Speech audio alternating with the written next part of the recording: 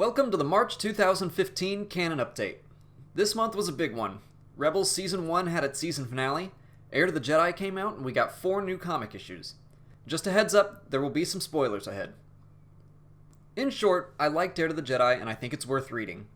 It's successful in showing Luke begin training himself prior to the Empire Strikes Back. We get to see his thoughts on the deaths of his uncle, aunt, Obi-Wan, and Biggs, which I enjoyed. That sounds kind of sadistic to say, but events happen so quickly in the film that he never really gets time to grieve, and it's nice to see how deeply affected he was by losing his family and friends.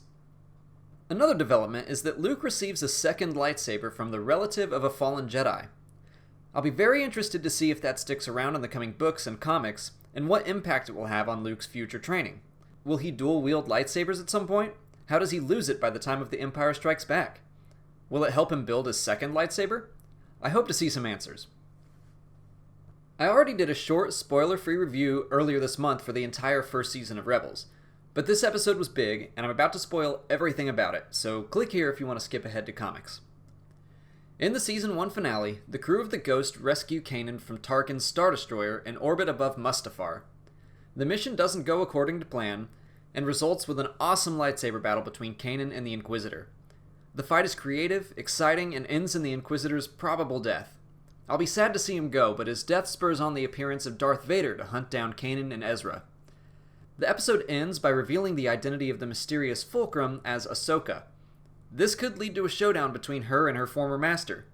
While I'm all for introducing Ahsoka back into the story, I fear this will cause some problems down the line.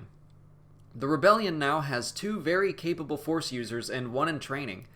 The writers need to make sure they provide a satisfying reason for their absence in the films and future stories. For example, Luke spends quite a bit of Heir to the Jedi wishing he had someone to help train him. It seems like someone would think to get a hold of Kanan, so why don't they? I can think of a number of directions they could take to solve that problem. I just hope whatever they choose makes for a good story. The Princess Leia comic picks up literally seconds after A New Hope ends. As the Rebellion is searching to find a new place in the galaxy, Leia is searching to find her place in the Rebellion. She is basically told to grieve the loss of Alderaan and do nothing. But after hearing that the Empire is hunting down surviving Alderaanians, she teams up with a pilot named Yvonne to find and protect as many of her people as she can. In the second issue, she arrives on Naboo to pick up a prominent Alderaanian band performing there. A sizable bounty on her head causes trouble, but she and Yvonne are able to fight their way out of it and save the Alderaanians. However, one of them contacts her sister, who is revealed to be working for the Empire. So far, Princess Leia is my least favorite comic series of the 3, but it's only got a planned 5 issues, so it's not a big deal. It does have some nice character moments for Leia, and as a huge Battlestar Galactica fan, I like the story of a group of people who have lost their home and are on the run. I'm interested to see more of the Imperial Alderaanian. Has she been brainwashed? And if so, would the story team consider reintroducing an Imperial intelligence brainwasher by the name of Isan Isard? I doubt it, but hey, I can dream. Okay, Star Wars number 3 was my favorite issue of the series so far. Vader continues to be brutal and unstoppably awesome. Han and Leia have some nice banter that just feels like their movie counterparts. But most of all, I'm really loving how connected the entire expanded universe feels right now. The issue directly relates to Darth Vader number 1, and I got some very strong Heir to the Jedi vibes as both Luke and Vader comment on how Luke has no one to guide him in his training. Luke's really struggling with his path to becoming a Jedi, and I think I will really like seeing him grow more confident as we approach The Empire Strikes Back. In Darth Vader number 3, Vader is hunting down Luke as well as a mole in the Imperial Army. For this purpose, he wants his own private army, so he enlists the help of Dr. Aphra, whose hobby is apparently reactivating old droid weapons.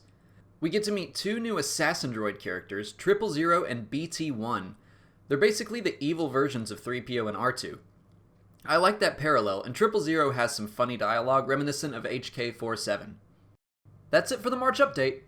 I've put up another video today covering some of the announcements that came out in March regarding future Star Wars materials such as the novel Aftermath and the film Rogue One. And make sure to tune in tomorrow as Star Wars Minute returns, and I may or may not have something stupid planned for April Fools.